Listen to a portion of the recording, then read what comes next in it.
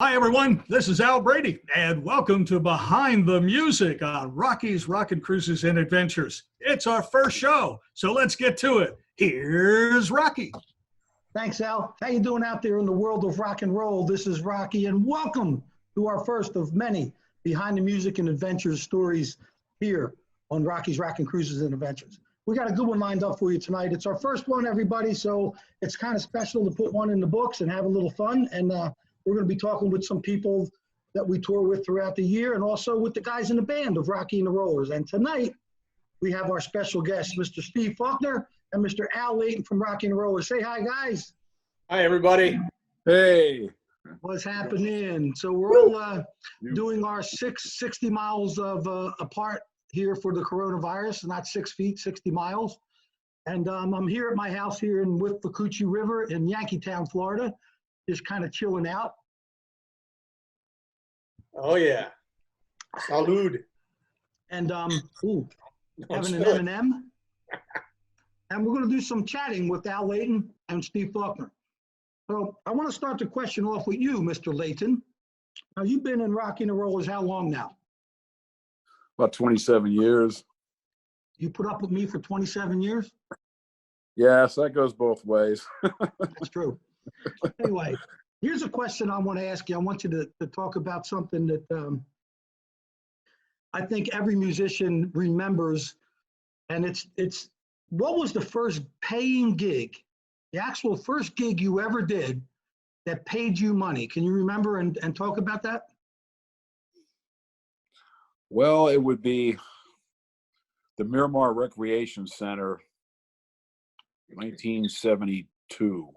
How old were you? I think I'm 15. Wow. I think I made $10. I think we split $10 5 ways, or we split $50 for 4 ways. So I got a little over $10 for that. So things haven't changed much today than they did from 1972, is what you're saying.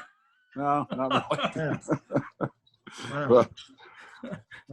But where was the I gig? didn't know back then I'd be doing this now, though. But I am probably playing some of the same songs as back in 1972. Where was the show, Al? Miramar Recreation Center, Miramar, Like, Florida. was it in the center? Was it outside? Yeah, it was in a rec center. They had a little stage set up, and the different local bands were playing there, and we finally got our shot. Oh, cool. So what was it? A mixture of like parents and their kids, grandparents and their Mostly grandkids? young. That was mostly young teenagers. I think anybody over 16 wasn't even allowed in there. I think it was very young. Yeah. So what were the songs? You remember any of the songs you were playing? Sure.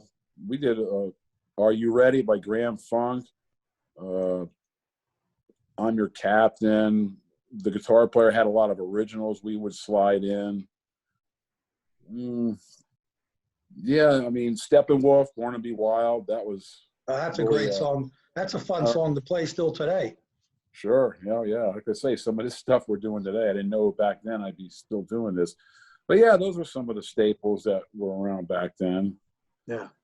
Yeah. It was a lot of fun. Do you remember? I was about 15. I was in 8th, 9th grade. I was playing bass, and then I bought a little organ that had some bass keys on it, so I was going back and forth between the two. Oh, cool. It was fun. How did you find the gig? How did they find you for that first gig that you did? The guitar player was in my 6th grade class. We got to talking. He played guitar. I went over to his house. He goes, "I know this drummer. He's got a grand piano in his living room." We went over to his house, and the three of us we sucked. I mean, we were only little kids. Everything went along good, but then the drummer's mother sold the piano, and so I had to move to bass. So I took a guitar, took the strings off, and just used the 4 strings on the bottom and played bass on some stuff. That's and great. Then I was able. Then I found a bass at a pawn shop, and then I cut a lot of lawns to buy this little Whitehall combo organ with the bass notes on it, and we started sounding halfway decent by the time I did that. This all started in '68. Out of those years, we were just hacking away. But by '71, '72, we had a halfway decent band. And then one guy moved, and the other guy went to college, and then I went to college, and then had to start getting serious about this if I was going to keep doing it. Right. So Al, did you get hired back? Yeah, we went back. There was a couple of them. There was David Park, Miramar Rec Center. At the high school, we did a show there. Yeah. I mean, and then the band broke up by 73, and then it kind of took a different turn, and I ended up joining some other guys up in the Lauderdale area, and I started playing up there and doing those kind of things up there when I was 16, 17. Oh, cool. So Steve Faulkner, do you Yeah, remember your first gig? I do. When I was a freshman in high school, I started touring with a gospel group. One of the local churches in the area where I grew up had a really, really, really good vocal group, and with rhythm section and horns. And so we toured all around Texas, and actually by the time I finished and got into later years in high school, I actually got a scholarship to a Bible college, but I turned that down. But yeah, that was probably the first paying gig when I was about 14. Didn't pay much. But other than that, a few other church gigs here and there. And then my first real gig was playing at the racetrack when I was 17. What kind of racetrack? Horse track. Horse track. Yeah, quarter horse, All American Fraternity. I did that for 4 years out of high school and into my first couple years of college. So I would do it 4 days a week, play the call of the post and play the national anthem 4 days a week, and put myself through college doing that. Wow, so I paid pretty good? Yeah, as long as you didn't gamble. Oh, yeah. Of course, I was young when I first started. All right, 3 horse to win. Came It in didn't pay last. that good, but I guess back then it was maybe $25 a day. Yeah. So, which was pretty good money back then in the 1970s. So let me ask you a question, because you later went to college, studied music. What did you study in college? I studied, I got a degree in jazz studies, they call it. Mm-hmm. Initially, I was applied trumpet music major and just performance, classical music. And I did that for 3 years. And then I kind of got bored with it and wanted to go to a school that had a degree in jazz studies. So I transferred colleges and went to the University of North Texas and finished my degree. Most of my credits transferred over, but I had to learn a lot of jazz theory and stuff like that. So being in college, going to school in Texas, growing up in Texas, you didn't travel a whole lot back then, or? No, although even though I was getting a jazz degree, I actually played in a rock and roll band when I was in North Texas, up in Dallas area, and we toured all around Texas. Right. And it was But never really left the country or anything. Pretty much just stayed in Texas and the surrounding area. Yeah, as a musician. I mean, I was an Army brat prior to that, so I was born in Germany and traveled all around the United States. Oh. But not playing music now. Where in Germany were you born? Nuremberg. Nuremberg? Yeah. Wow. Yeah, my dad was stationed there at the beginning of the Vietnam War. Oh, that's pretty cool. Yeah. That's pretty cool. So I was only there for 2 years. It actually leads me to the next question for you, which is, I know, and I think it was right out of college, you ended up becoming a musical director on the cruise ships, right? Yes. Trumpet player and a musical director. So I got to ask you this. Pretty much being raised in Texas, right? Mm-hmm. Going to school in Texas, pretty much staying in the state of Texas. What was it like to get on a cruise ship the very first time you stepped foot on a cruise ship? You were hired, you got the gig, you get on the cruise ship, you meet everybody, you go to the first gig, in the showroom or wherever it might have been. What was it like playing for the first time on a cruise ship? It was actually really cool. It was, because I mean, prior to that, I had mostly done big band stuff and, aside from the racetrack and church gigs and clubs and rock and roll gigs, I had never really done too many big shows. I had done a couple little shows in Dallas area, but I had never done on a big stage, like a Las Vegas type show. So it kind of blew me away, and I was really intrigued by the whole thing, and it kind of took me by storm. I'm like, I'm never going back. I'm going to do this for a while.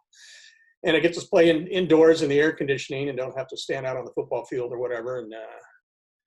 And it was a lot of fun. I was really blown away by the tropics and all the water and the islands and the whole vibe, because coming from West Texas most of my life, it was all desert. So when I got into Miami and then down into the islands and all that, it just blew me away, seeing all that blue water and going to the beach all the time. Like, Sure. oh, I loved it. I fell in love with it right away and didn't go back for 10 years. I sold all my stuff back in Texas and sold my car, everything I owned, started a whole new life. So is that how you ended up in Florida? That's exactly how I ended up in Florida. Yeah, I came to Miami first and then went out to LA for a couple of years and then came back in South Florida. And then I had a lot of friends that I went to college with and worked on the ships with that were working at Disney in Orlando. And so after 10 years of being on the boat, I started getting tired of it, just missing the land things. Had an opportunity to go audition at Disney and got hired, and that was it. Then I jumped off the ships and never went back. So, Oh, good for you. You went back, you just didn't know when. right. Well, yeah, I didn't say I never went back. I never went back in that capacity. Well, It took back a in while. little better capacity. Yeah, and what's ironic about the whole thing is when I got off the boats after working for cruise lines, and I came to Orlando, the first job that I had at Disney was in a marching band playing outside, which I wanted to get away from. College, playing in marching bands and all that stuff. And I said, when I worked on the ships, I'm like, I'm never going to go play outdoors in the heat again. And the first job I had when I got back was marching down Main Street in Disney and sweating my butt off. Wow, I don't know if that was the right decision or not. It must have been fun to see in the little outfit, with your trumpet. Oh, yeah. Yeah, sure. A little feather. Yeah. So, excuse me 1 minute. There you go. Salud. Salud. So, Al Layton, when you were born and raised in Florida, right? Yeah.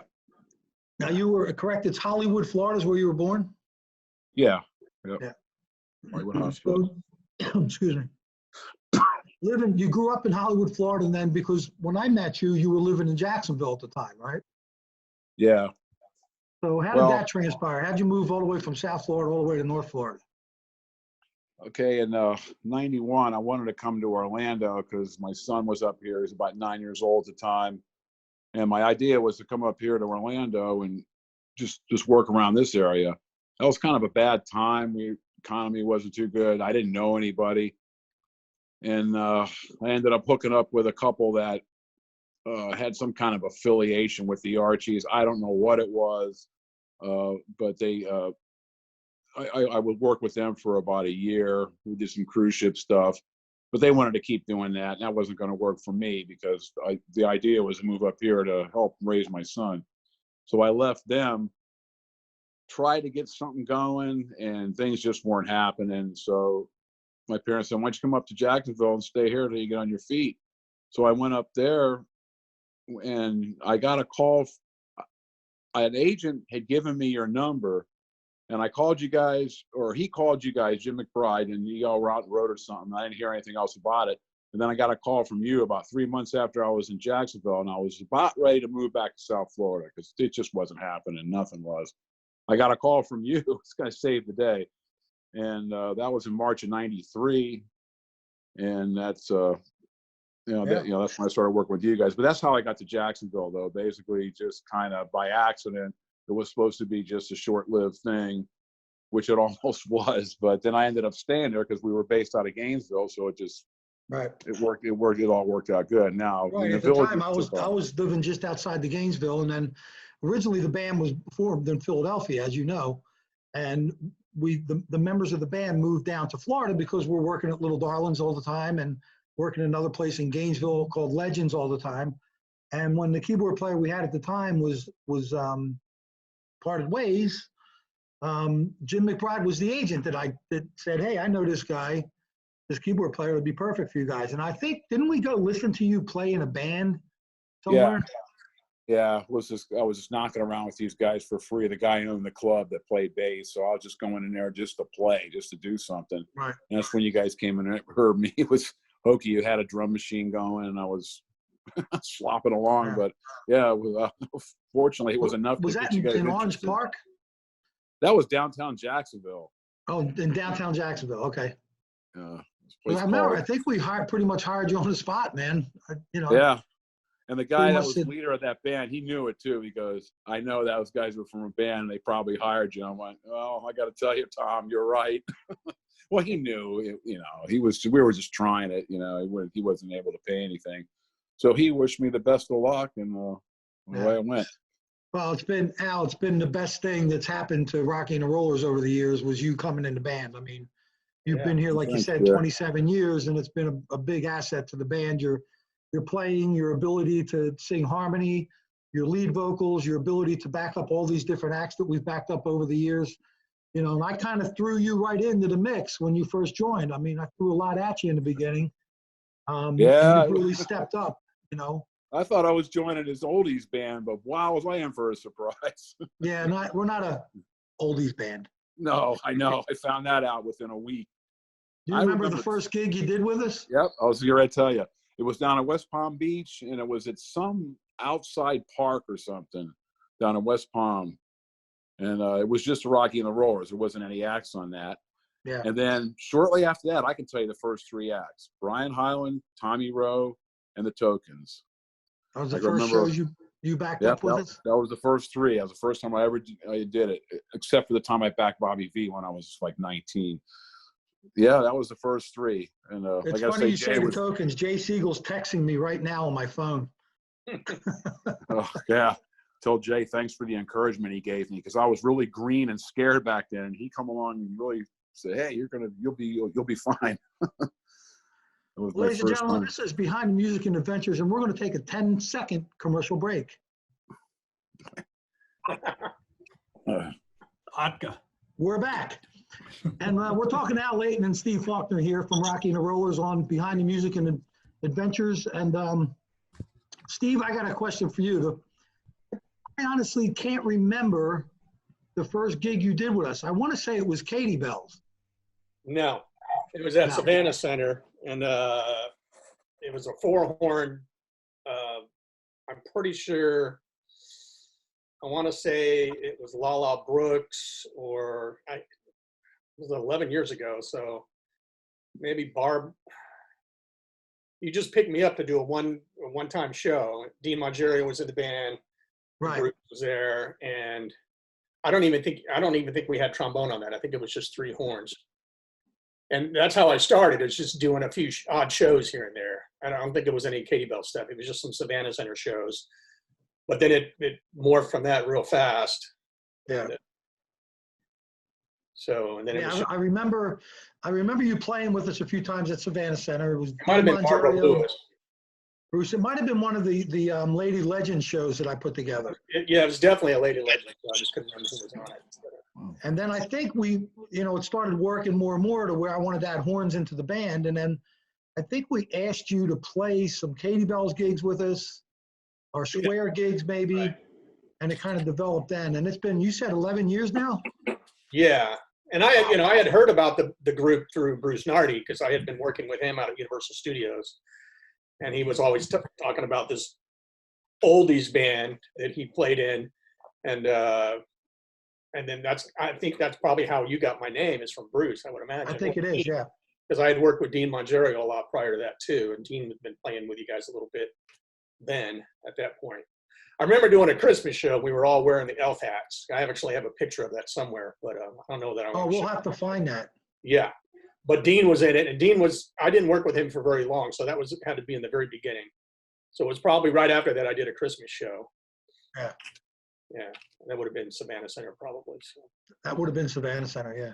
Yeah, but then I started doing going to the bathroom? Wait, Al, are you going to the bathroom, or what are you doing? No, I was thinking about getting coffee. All right. Yeah. All right. Yeah, so that was 11 years ago, Steve. Now, a lot of people out there probably don't know this, but we both like to fish a lot, obviously. All right. And we've been fishing together quite a bit. And, so elaborate, when did you start fishing?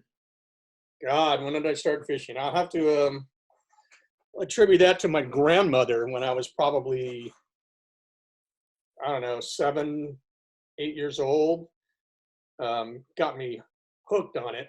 And because my dad was gone all the time. He served 2 tours in Vietnam. So when I was at that age, he was never really around. And I did get a chance to go fishing with him once or twice when we lived in California, but it was just very brief. So my grandmother was, on my mom's side actually, was totally into fishing. So then whenever we would go visit, she would take me whenever she could. And that's kind of how I got started. And then, of course, all my friends growing up in grade school and stuff, we started getting into it. But I really, really, really got into it pretty hard when I moved up to North Texas, and there was a lot of bass fishing around there. And my current brother-in-law, who was a friend of mine at the time, we used to go anytime that we could. So that's kind of how I got into it. So I really got serious about it when I was in college. I mean, it was always fun before that, but I really got into the wanting to be a guide, you know, kind of like you want to do and wanted to do. And so I started saltwater fishing when I went out on the ships, the cruise ships. And then I got into Florida. I was like, oh, this is a whole new world. So I would go deep sea fishing whenever I could when I worked on the boats. And so once I got off and moved into Orlando, then I would started the whole inshore fishing thing with some friends of mine who had boats until I got my own boat. Right. So, and now we can go whenever we can. Now we have plenty of time to go. I went fishing about 7 or 8 times in the last 10 days. Yeah. So in fact, last night my wife and I, we just decided to go out in the evening and take a little drive out to the end into the Gulf of Mexico. The wind was blowing pretty good, so we wanted to go out and watch the sunset, and came back during the night when the stars are blasting out here, especially the last couple of nights because the moon's been so great. Yeah. It's been really beautiful. So yeah, you know, I mean, it's fun. I love having a boat right here in my backyard. I mean, the river is my backyard. In 10 minutes, I'm in the Gulf of Mexico and I'm fishing. And, you know, I know you've been here. Al Brady's been here. Al Layton, I don't think you've been out here yet, have you? No, I haven't. Well, what are you waiting for, man? I got your address now, so I can find it. Yeah, shh. We don't You want to gotta do it, man. You gotta go on the boat. Captain Jerry, Captain Rocky. That's Very it. relaxing. You got to go. You got to try it out. Rocky's Rockin' Fishing Adventures. That's going to be on our next show. Well, you got to watch out for the no-see-ums, huh, Al Brady? Oh, yes. Oh, yeah. Yeah, I remember that very well. Yeah, they do. I would come in with the song Polka Dot Bikini would be red all over my body. So, yeah, it was a time. But I tell you, though, out at his place, it is the most relaxing time you could have to just sit out in the backyard. But when he takes us out in the boat, it is that wind in your face, you know, trying to catch a fish and chatting. It's the greatest trying feeling. to catch a fish? Yeah. All right, I caught you're going to catch fish. 4 catfish is all I ever caught. Big. Mine were this big. Hey. There's a fish on that back wall, Al Brady, where you holding the fish about that big. That's true. I have And a if you question hold it for to you, the camera, Rob. they get a lot bigger. Yeah. Well, I've seen some of the ones you've caught, and they're pretty big. But yeah, I'm hoping to get an experience of catching a nice sized fish. But Rock, I did get somebody talking to me online, and truly, I don't think anybody has the answer. So can you answer one question for all of us? But How did you acquire the name Rocky? you know, it's a 2-part question. All right. And the 2-part question is, being in Philadelphia, born and raised in Philadelphia and growing up in Philadelphia, when the movie Rocky came out, I think it was 1976, I was in high school in 1976. When that movie came out, it really changed my life. It really did, because it showed kids that come from basically very meager backgrounds, you know, very humble backgrounds, that they can do something with their lives. And it always stuck with me, Rocky. Sylvester Stallone was from Philadelphia, you know, so it changed a lot of, you know, some of my friends, it changed their life and some of them it didn't. And I won't get into that here, but it really did help. And when we got the job with Danny and the Juniors, and I don't want to take up a lot of time here about this. We could talk about this another time. But when I got the job with Danny and the Juniors and went on the road with them, I was with them for a long time. I got to meet everybody, Dick Clark, Wolfman Jack, and all the different acts that I worked with. In 1986, I decided that I wanted to start my own band. And when I started Rocky and the Rollers, we were actually a 4-piece band. I'd left Danny and the Juniors and joined the Dovells, and there were a couple of reasons. The band that the Dovells had at the time, Dave Parker, Jimmy Bevan, Corby Anderson, were in that band. And some of the guys in that band I really wanted to work with, and I would love to have in my own band. At that point, I didn't have the name of the band yet. I was still a band called the T-Birds that I had through the whole Danny and the Juniors experience. Long story short, we get in the group, and just going down the road one day, I'm thinking about, we're playing rock and roll. We're going to be playing rock and roll. What goes with that? And I started writing things down, rolling the rock and rollers. And when I thought of the movie Rocky, it came to me, Rocky and the Rollers, because at that point I had been traveling for 10 years on the road with Danny and the Juniors, constantly on the highway or flying. So rolling down the highway, that's what I thought about. Rocky and the Rollers were rolling down the highway playing rock and roll. That's really how the name came about. I was not called Rocky up until that point. I was just good old Jerry. And the name kind of morphed into me over the years to become that this is the Rocky figure in the band. And the character, for lack of a better way to explain it, I became the character of Rocky in Rocky and the Rollers. The person you see on stage is really a pretty different guy than you see when you're here going fishing with me, you know? So that's really how it kind of started, Al. The band So it's Rocky kind of like a face name in a way, like a face name. When I worked on the circus, everybody would get a name that kind of related to what their personality was. Yeah. But you had to hate it though with the circus. Once you were given a name, it was usually something you didn't like. Yeah. Mine was Skivvy. What is it? Skivvy. Skitty? Oh, you're in Skivvy. trouble now, pal. Like underwear. Skivvy. Oh, With a V. VV. Oh, nice. Skivvy. Because evidently I left my underwear hanging up in the bathroom a couple of times because we slept in an 18-wheeler sleeper with no toilet in it, but it had a little shower and a sink. That was it. And so you could take a shower in there, but the floor was so dirty you didn't want to put your clothes anywhere. So I would hang my underwear up on the towel hook. Huh. And I guess I would forget it sometimes. So they gave me the name Skivvy because, yeah. Al, There's we worse. pretty much, Al Layton, you've been pretty much been called AJ over the years, right? yeah, And that's pretty much because your middle name is James, right? Alan James Layton. yeah. Is that how? No. Did you have any others? Do you have any other names that people used to call you, nicknames? Ones I don't care to bring. The best one I had, remember Ernie from My Three Sons? Yeah.